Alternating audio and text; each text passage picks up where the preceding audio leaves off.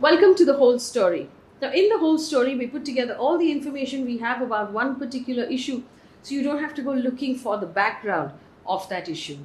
Today, we're talking about the death of Stan Swamy, an 84-year-old man who died while asking and waiting for bail. Now, to bring you up to speed, the Jesuit priest and tribal activist Father Stan Swamy was 84 years old, passed away on Monday afternoon. Incidentally, the Bombay High Court was hearing an urgent petition for his bail on his deteriorating health when the court was informed by his lawyer and his doctor that he had in fact passed away. He was being treated for COVID. Now, after his death, the lawyer, Mihir Desai, who has been representing him, told the court that he doesn't have a complaint against the hospital or the court, but he blames the National Investigating Agency and Taloja Central Jail for Stan Swamy's death. Now, that brings us to a question of who was Father Stan Swamy, why was he in jail, and why does the lawyer believe that the National Investigating Agency and the Taloja Central Jail are responsible for his death? Let me take you back a little bit. Stan Swamy was born in Tamil Nadu in 1937. He was a Jesuit priest, like I told you. He was best known for his work among tribal people in Jharkhand. Now, while he had served as the director of the Indian Social Institute in Bengaluru from 1975 to 86, he went back to Jharkhand to serve the people when he was done. Now, he had a bachelor's degree and a master's degree that he had studied overseas.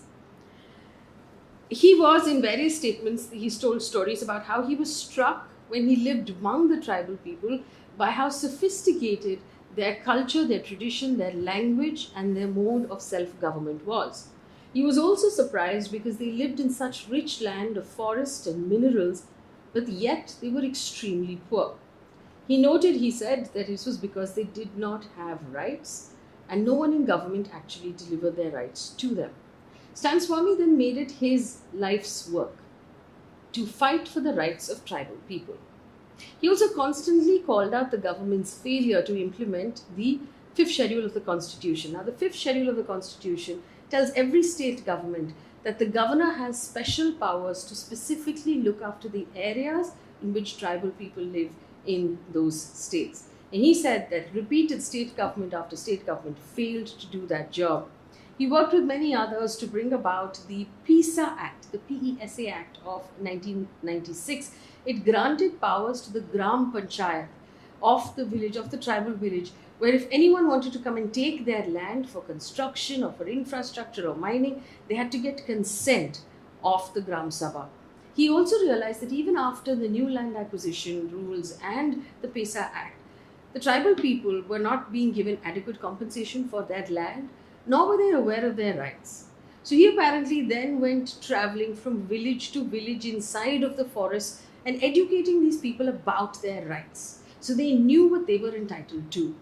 He helped the younger tribals demand their rights every time someone wanted land for either mining or infrastructure or townships for them. He claims in his statement that the more and more tribal people demanded their rights, the more the police would just arrest them and throw them in jail, calling them Naxals. In 2017, he partnered with other rights activists, including Sudha Bharadwaj, to set up something called the Persecuted Prisoners Solidarity Committee, or the PPSC, including Madhya Pradesh, Chhattisgarh, West Bengal, and Jharkhand, states in which there are tribal people. And this group conducted research on the number of tribal people that were in jails languishing as under trials because they didn't have enough money for lawyers, and the police had fabricated evidence against them. He released that information saying that a large number of these tribal people had a monthly income of less than 3,000 rupees, which means they couldn't afford a lawyer. A lot of times, their version of the story and the police version of the story was completely different, and they were just in jail while their families had no breadwinner because the police had written up cases against them. Stan Swamy then went to the High Court against the Jharkhand government in 2017 and filed a case on behalf of 3,000 young tribal people who were languishing in jail against false claims or false cases framed by the police against them. Now, in a video that he put out right before he was arrested, he said that it was this case that caused him to become a thorn in the side of the government, which is why they were getting him moved out of the way. He basically said in that video that he had been interrogated by the NIA for 15 hours And the agency had asked him to come to Mumbai for the next round of interrogation. But he said that because he was very old, he was 83 at that time, he was frail and ailing, he had Parkinson's disease, and because it was a raging pandemic in October last year, he refused to come to Mumbai and said that he would make himself available through video conferencing. Nevertheless, on the 8th of October last year, in the middle of the pandemic, Stan Swamy was arrested by the NIA and brought to Mumbai under the Elgar Parishad case. He was charged under the UAPA anti-terror law, which is a very strict law that doesn't allow bail. The National Investigating Agency said that Stan Swamy had helped the cause of the Communist Party India Maoist, which is a banned organization, working while he was working with other rights organizations.